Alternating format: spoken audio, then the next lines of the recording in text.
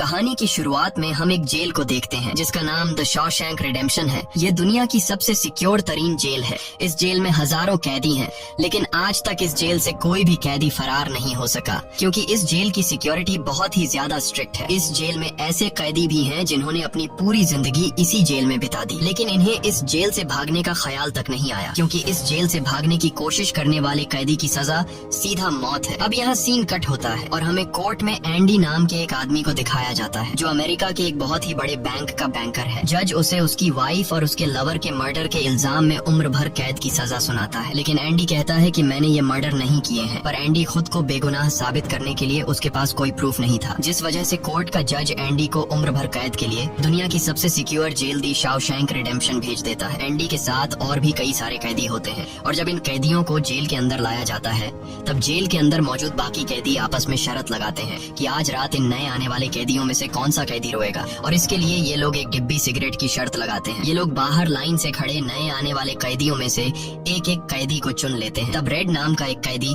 Andy पर दांव लगाता है क्योंकि उसे लगता है कि एंडी बहुत ही मासूम है और वो बहुत ही अमीर घर का है जिसने कभी तकलीफ नहीं झेली, इसलिए उसे लगता है कि वो आज रात सबसे पहले रोएगा। इसके बाद सभी कैदियों को लाइन से जेल के अंदर लाया जाता है और हर एक कैदी को उसके सेल में बंद कर दिया जाता है। कुछ देर बाद रात हो जाती है और तब पुराने कैदी नए आने वाले कैदियों पर चिल्लाने लगते हैं ताकि उनमें से कोई डर जाए और रोने लगे, और ऐसा ही होता है। इन नए आने वाले कैदियों में से एक कैदी फूट फूट कर रोने लगता है और कहता है कि मुझे घर जाना है। तब वहाँ गार्ड आते हैं और उसे रोने से मना करते हैं, लेकिन जब वो आदमी रोना बंद नहीं करता तब गार्ड उसे सेल से बाहर निकालकर इतना पीटते हैं कि वह बेहोश हो जाता है। दूसरी तरफ रेड एंडी पर लगाया हुआ दांव हार जाता है और रेड समझ जाता है कि एंडी बहुत ही स्ट्रांग है क्योंकि इतना डराने के बावजूद उसने एक आवाज तक नहीं की। इसलिए अगले दिन रेड अपने साथी को सिगरेट का एक डिब्बा दे देता है क्योंकि रेड एंडी पर लगाया हुआ दांव हार चुका था। तभी हम एंडी को देखते हैं जो अकेला चुपचाप ब्रेकफास्ट कर रहा होता है। तब एंडी की मुलाकात जेल के सबसे पुराने कैदी ब्रुक्स से होती है। ब्रुक्स को यहाँ इस जेल में लगभग 50 साल पूरे होने वाले हैं। एंडी समझदारी से ब्रुक्स से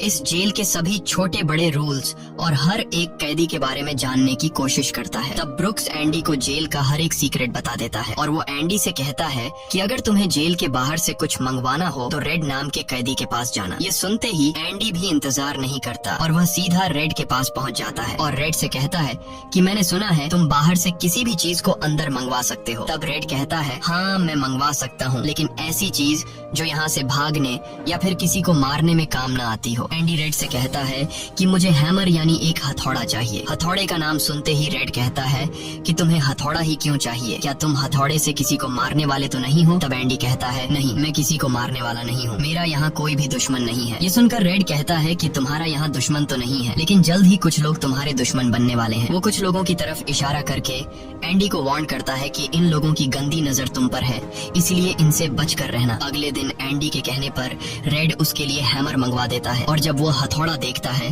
तो रेड हंसने लगता है क्योंकि हथौड़ा साइज में बहुत ही छोटा होता है और रेड मन ही मन सोचता है कि इस हथौड़े से जेल में सुरंग बनाने में 600 साल लग जाएंगे। इसके बाद रेड ब्रुक्स के जरिए एंडी के सेल तक हथौड़ा पहुंचा देता है। ऐसे ही दिन बीतते हैं और एक दिन जब एंडी लॉन्ड्री में काम कर रहा होता है तब वो 3 लोग जिनकी एंडी पर गंदी नजर होती है वो एंडी को पकड़ लेते हैं। एंडी उनसे अपने आप को छुड़ाने की कोशिश करता है पर 3 लोगों को वह अकेले कंट्रोल नहीं कर पा रहा था, इसलिए ये तीनों पहले एंडी को खूब पीटते हैं और फिर एंडी के साथ गलत करते हैं। ये सिलसिला इसी तरह चलता रहता है। ये लोग हमेशा एंडी को पकड़ते और फिर उसे मारकर उसके साथ गलत करते रहते। इस तरह से 2 साल बीत जाते हैं और एक अनाउंस होता है कि छत की मरम्मत के लिए कुछ लोगों की जरूरत है। यहाँ कैदियों की एक टीम छत के काम के लिए तैयार हो जाती है जिसमें रेड और एंडी भी शामिल होते हैं। ये लोग सब अपने काम पर लग जाते हैं और छत पर उनकी देखभाल की जिम्मेदारी एक बहुत ही सख्त सिक्योरिटी गार्ड की होती है जिसका नाम हैडली है। हैडली बहुत ही स्ट्रिक्ट इंसान है जो जरा सी गलती पर कैदियों को बहुत बुरी तरह पीटता है। जब सभी कैदी छत पर काम कर रहे होते हैं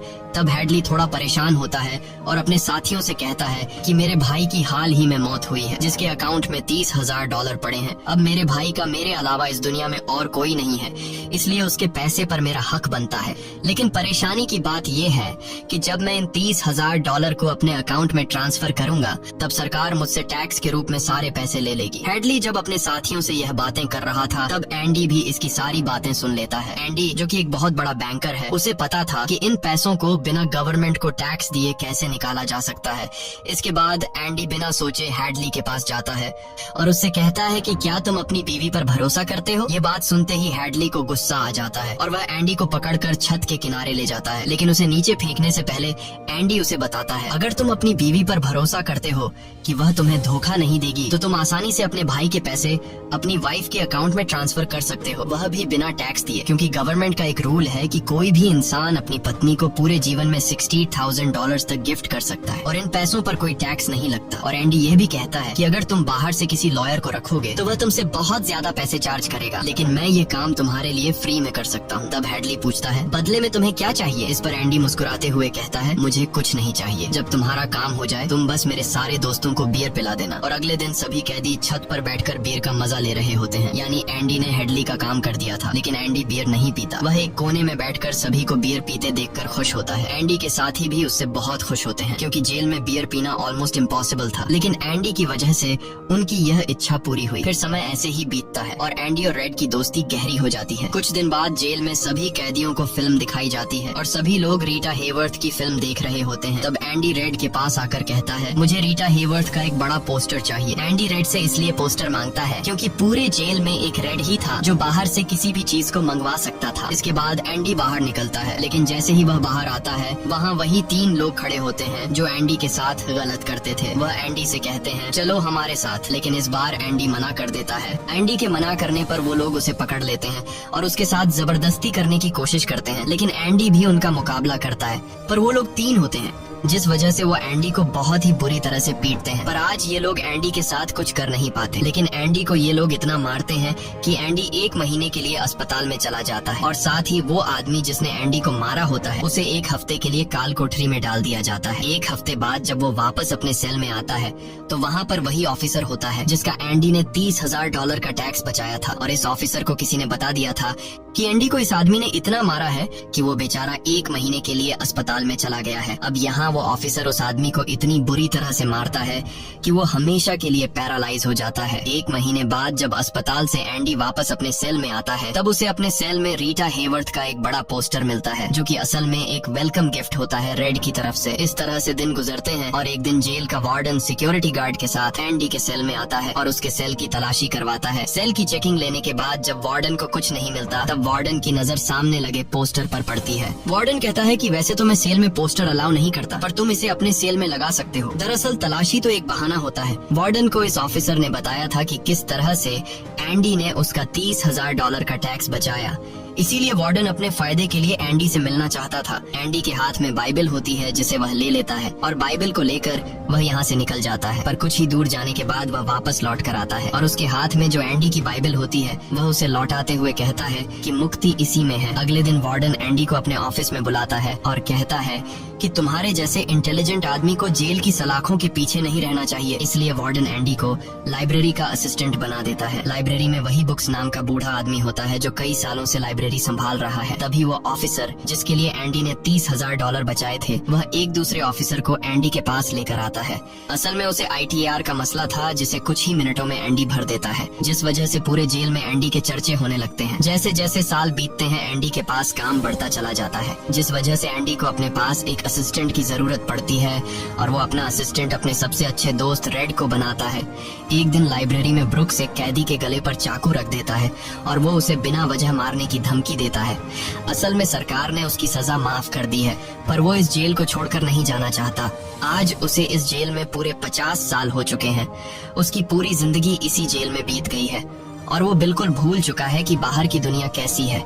ये जेल की दुनिया ही उसकी असली दुनिया है और उसे लगता है कि अगर उसने किसी का खून कर दिया तो उसकी सजा बढ़ जाएगी और उसे इसी जेल में रखा जाएगा। एंडी के समझाने पर ब्रुक्स उस आदमी को जिसकी गर्दन पर उसने चाकू रखा था छोड़ देता है। अब न चाहते हुए भी ब्रुक्स जब जेल से छूटने के बाद बाहर आता है तो उसे बाहर की दुनिया बहुत अजीब लगती है। 50 सालों में बाहर की दुनिया की रफ्तार काफी ज्यादा बढ़ गई होती है। जहाँ सड़क पर पहले एक गाड़ी दिखती थी, अब सड़कों पर गाड़ियों की भीड़ है। कुछ दिन बाद वो एक सुपरमार्केट में काम करने लगता है, लेकिन उसका बाहर की दुनिया में बिल्कुल भी मन नहीं लगता। उसे बार बार जेल की याद आती है और वो जेल में वापस आना चाहता है। इसीलिए वो कभी कभी सोचता है कि वो कोई क्राइम करे ताकि वह फिर से इस जेल में जा सके। लेकिन ब्रुक्स इस उम्र में कोई भी क्राइम नहीं करना चाहता था और इस भीड़ भाड़ वाली तेज रफ्तार वाली जिंदगी में ब्रुक्स सरवाइव नहीं कर पाता और अपनी जान दे देता है। मरने से पहले वो जेल में अपने साथियों के नाम एक खत लिखता है, जिसे पढ़ते हुए सभी बहुत ज्यादा इमोशनल हो जाते हैं। वहीं हमें जेल दिखाई जाती है जहाँ पर वार्डन एक नया प्रोग्राम शुरू करता है। इस प्रोग्राम में जेल की कैदियों को बाहर ले जाकर काम करवाया जाएगा ताकि उन्हें पता चल सके कि मेहनत से पैसे कैसे कमाए जाते हैं, और कैदी भी इस काम के लिए मान जाते हैं क्योंकि वह सब भी बाहर की हवा खाना चाहते थे। और इस तरह से वार्डन इन कैदियों से काम लेता है। पर इस प्रोजेक्ट के जरिए वार्डन को बहुत सारे कॉन्ट्रैक्ट मिल जाते हैं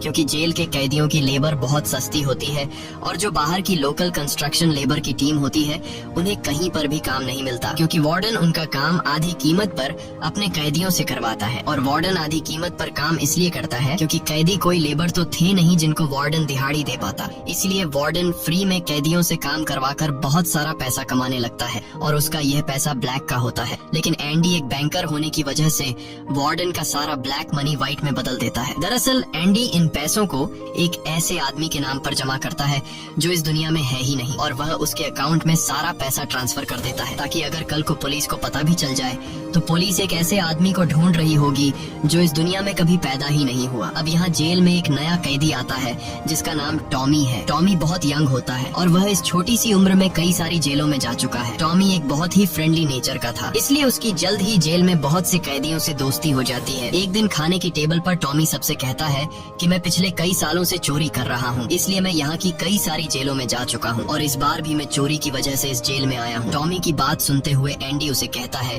कि अगर तुम चोरी करने के बाद बार बार पकड़े जा रहे हो तो इसका मतलब ये है कि यह काम तुम पर सूट नहीं करता, इसलिए तुम्हें चोरी करना छोड़ देना चाहिए। टॉमी को एंडी की यह बात बिल्कुल ठीक लगती है, इसलिए टॉमी रेड से एंडी के बारे में जानकारी लेने लगता है। टॉमी रेड से कहता है कि एंडी बहुत ही इंटेलिजेंट और डिसेंट इंसान है, उसे जेल क्यों हुई है। रेड उसे बताता है कि एंडी एक बहुत बड़ा बैंकर था, लेकिन उसने अपनी वाइफ और उसके लवर का कत्ल किया, जिस वजह से उसे उम्र भर कैद हुई। यह सुनकर टॉमी सोच में पड़ जाता है, जैसे उसे कुछ याद आया हो। उसके बाद वह एंडी को बुला लेता है। अब टॉमी के सामने एंडी और रेड होते हैं। टॉमी इन दोनों को बताता है कि 4 साल पहले मैं एक जेल में गया था जहाँ पर मुझे एक कैदी मिला और उस कैदी ने मुझे बताया कि एक रात वह एक घर में चोरी करने गया। चोरी के दौरान उस घर का मालिक जाग गया। अब पकड़े जाने के डर से उसने उस घर के मालिक और उसकी पत्नी को मार डाला। बाद में उसे पता चला कि वो दोनों पति पत्नी नहीं थे बल्कि लवर थे और वो औरत एक बहुत बड़े बैंकर की पत्नी थी। कुछ समय बाद जब मैंने अखबार में न्यूज पढ़ी तो मुझे पता चला कि पुलिस ने जब इन 2 मर्डर्स के बारे में जांच की तो पुलिस को शक हुआ कि इन दोनों को बैंकर ने मारा है। इसलिए बैंकर को उसकी पत्नी और उसकी पत्नी के लवर के हत्या के इल्जाम में गिरफ्तार कर लिया गया। यहाँ हमें पता चलता है कि एंडी बेगुनाह था। ये सब जानने के बाद एंडी वार्डन के पास जाता है और उससे ये सारी बातें बताता है, पर वार्डन जानबूझकर उसकी बातों पर विश्वास नहीं करता क्योंकि एंडी वह इंसान है जो उसके काले पैसों को व्हाइट में बदलता है और वार्डन के सारे राज जानता है। इसलिए अगर एंडी यहाँ से चला गया तो वार्डन न तो और पैसे कमा पाएगा और शायद उसके ब्लैक पैसों का राज भी खुल जाएगा। इसलिए वह एंडी से कहता है कि यह एक झूठी कहानी है, मुझे ऐसी कहानियाँ रोज सुनने को मिलती हैं। एंडी वार्डन से वादा करता है कि अगर मैं आजाद भी हो गया तो मैं तुम्हारा राज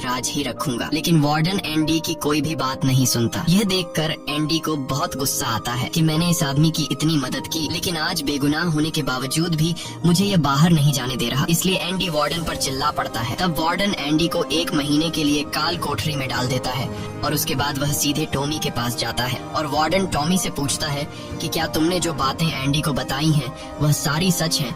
टॉमी कहता है हाँ ये बिल्कुल सच है। इसके बाद वह टॉमी से कहता है कि क्या अगर तुम्हें कोर्ट में बुलाया जाए तो तुम कोर्ट में इस बात की गवाही दे सकते हो। तब टॉमी कहता है हाँ मैं इसके लिए तैयार हूँ। ये सुनते ही वार्डन ऊपर गार्ड को इशारा करता है और वह गार्ड टॉमी को गोलियों से छलनी कर देता है।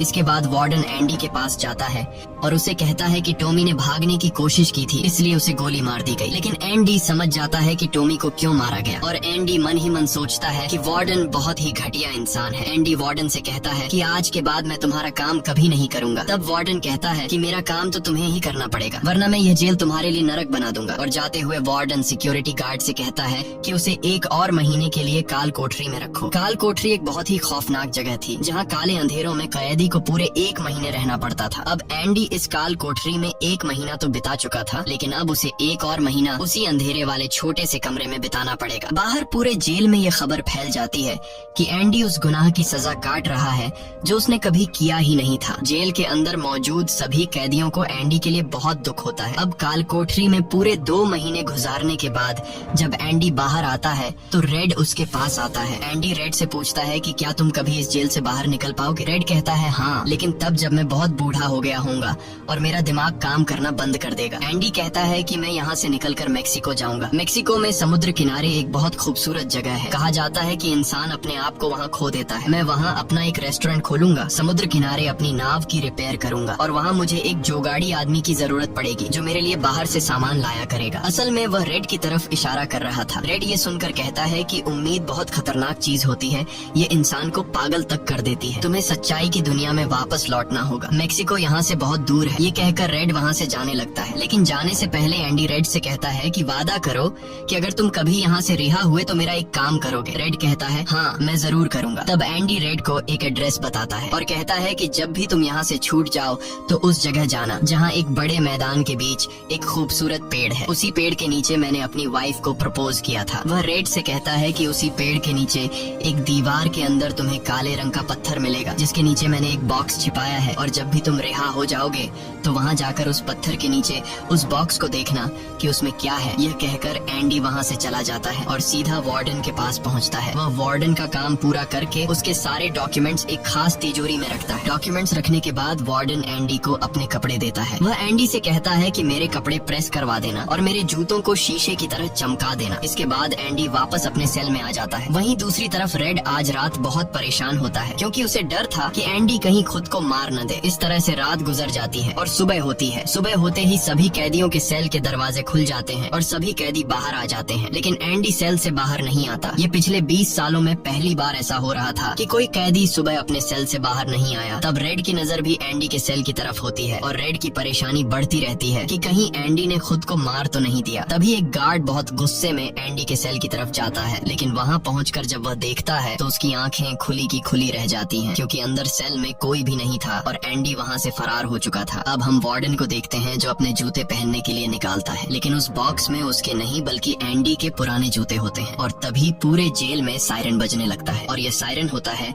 किसी कैदी के भागने का। वार्डन तेजी से एंडी के सेल में जाता है और वहाँ वह देखता है कि एंडी नहीं है। इसके बाद वह सिक्योरिटी गार्ड से कहता है कि जाओ और रेड को बुलाकर लाओ क्योंकि वह हमेशा एंडी के साथ रहता था। यहाँ पर रेड को भी बुलाया जाता है। वार्डन रेड से पूछता है कि ये एंडी कहाँ है। रेड कहता है कि मुझे क्या पता। इस बात पर वार्डन को बहुत गुस्सा आता है। वह कहता है क्या वह कोई भूत था जो रातों रात यहाँ से गायब हो गया। गुस्से में वार्डन वहाँ पड़े पत्थर उठाता है और उनसे गार्ड्स और रेड को मारने लगता है और एक पत्थर वह उस पोस्टर पर भी मारता है जो दीवार पर लगा होता है, पर पत्थर टकराकर नीचे नहीं गिरता बल्कि पोस्टर के आर पार हो जाता है। और जब वार्डन उसके अंदर हाथ डालता है तो देखता है कि एंडी ने वहाँ एक बहुत बड़ी सुरंग बना रखी थी जिसे देखकर सब हैरान हो जाते हैं क्योंकि यह दीवार बहुत मजबूत होती है। बिना मशीन के इस दीवार में सुरंग बनाना लगभग नामुमकिन था, पर एंडी ने नामुमकिन को मुमकिन कर दिखाया और यहाँ से फरार हो गया। इसके बाद सभी गार्ड्स वहाँ जाते हैं जहाँ से एंडी बाहर निकला था। वहाँ उन्हें एंडी के पुराने कपड़े और वह हथौड़ी मिलती है जो आज से 20 साल पहले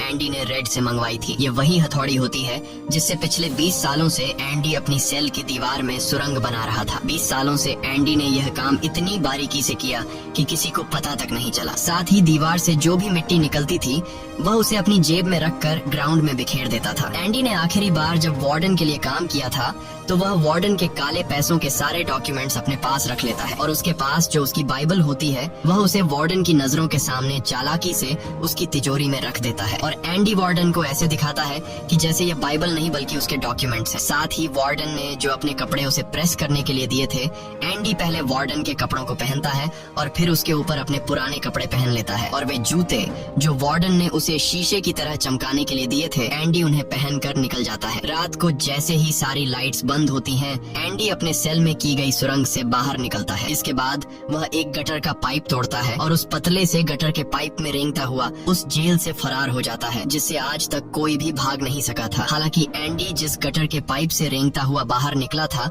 वह लगभग 2 किलोमीटर लंबा था। अगली सुबह एंडी उस बैंक में जाता है जहाँ पर वार्डन का सारा ब्लैक पैसा होता है। ये पैसे एक ऐसे आदमी के नाम पर होते हैं जो इस दुनिया में है ही नहीं। ये सारा डॉक्यूमेंट्स का खेल एंडी ने ही तो बनाया था और बैंक में उस अकाउंट के ओनर का जो सिग्नेचर था वह जेल से एंडी किया करता था। इसलिए एंडी को वार्डन का सारा पैसा निकालने में कोई मुश्किल नहीं होती। एंडी के पास उस आदमी के नाम के सारे डॉक्यूमेंट्स होते हैं, इसलिए एंडी बैंक्स में जाकर सारे पैसे निकाल लेता है और ये पैसे होते हैं $3,70,000। यानी कि एंडी न केवल आजाद हुआ बल्कि वह पैसों से माला माल भी हुआ। और यहाँ हमें पता चलता है कि एंडी जिस दिन से उस जेल में एंटर हुआ था उसी दिन से वह इस काम की प्लानिंग कर रहा था। वार्डन ने एंडी के साथ जेल में बहुत बुरा सलूक किया था और उसने टॉमी को भी मार दिया था, इसलिए वह वार्डन के काले पैसों के सबूत मीडिया को देता है। अगली सुबह यह खबर न्यूज़पेपर में छप जाती है और जब वार्डन तिजोरी खोलकर देखता है तो उसमें उसके डॉक्यूमेंट्स नहीं बल्कि बाइबल होती है। बाइबल के पहले पेज पर एंडी ने लिखा होता है कि तुमने सही कहा था, मुक्ति इसी में है। और जब वार्डन पेज पलटता है तो वह देखता है कि वहाँ पर हथौड़ी का एक निशान होता है। दरअसल एंडी ने बाइबल के पेजेस को हथौड़ी की शेप में काटकर एक सांचा बनाया हुआ था जिसके अंदर वह अपनी हथौड़ी छिपाया करता था। और आज से 20 साल पहले जब वार्डन पहली बार एंडी की सेल में गया था और उसने एंडी की बाइबल उसके हाथ से लेकर वापस उसे लौटा दी थी, उस समय भी वह हथौड़ी उसी बाइबल के अंदर थी। यह देखकर वार्डन को एक बहुत बड़ा झटका लगता है। दूसरी तरफ वार्डन के काले पैसों की खबर पूरे शहर में फैल चुकी थी, इसलिए जेल के बाहर रिपोर्टर्स और पुलिस वार्डन को गिरफ्तार करने के लिए आ रही होती है। और इससे पहले कि पुलिस उसे गिरफ्तार करती, वार्डन अपने आप को गोली मार देता है। कुछ समय बीतने के बाद एंडी के दोस्त रेड की सजा भी माफ कर दी जाती है और उसे गवर्नमेंट की तरफ से एक नौकरी भी दिलाई जाती है। पर बाहर की दुनिया में रेड का दिल बिल्कुल नहीं लगता क्योंकि उसने अपनी जिंदगी के 40 साल जेल में गुजारे थे। रेड भी उसी कमरे में रहता है जहाँ पर ब्रुक्स रहा करता था और रेड भी अपनी जान देना चाहता है, पर तभी उसे याद आता है कि उसने एंडी से वादा किया था। इसके बाद वह उस जगह के लिए गाड़ी में रवाना हो जाता है और वह उस बड़े घास के मैदान में जाता है जहाँ पर एक बहुत बड़ा पेड़ होता है, साथ ही पत्थरों की दीवार भी होती है। उस दीवार पर एक काले रंग का पत्थर होता है और जब वह उस पत्थर को उठाता है तो उसके नीचे एक बॉक्स होता है। उस बॉक्स के अंदर कुछ पैसे और एक लेटर होता है। ये लेटर एंडी का होता है। उस लेटर में लिखा होता है कि एंडी रेड का उसी जगह पर इंतजार कर रहा है जिस जगह के बारे में एंडी ने रेड को जेल में बताया था। उसके आगे एंडी ने लिखा होता है कि उम्मीद अच्छी चीज होती है। इसके बाद रेड उस जगह पहुंच जाता है और जब वह समुद्र किनारे जाता है तो वो देखता है कि एंडी नाव में बैठकर अपनी नाव ठीक कर रहा है। यह जगह, यह सब कुछ एंडी का वह सपना होता है जो उसने जेल में रेड से शेयर किया था और रेड ने कहा था कि उम्मीद अच्छी नहीं होती। इसके बाद यह दोनों एक दूसरे को गले लगाते हैं और इसी के साथ ये कहानी खत्म हो जाती है। अगर आपको यह वीडियो अच्छी लगी हो तो हमारे चैनल को सब्सक्राइब और वीडियो को लाइक जरूर कीजिएगा।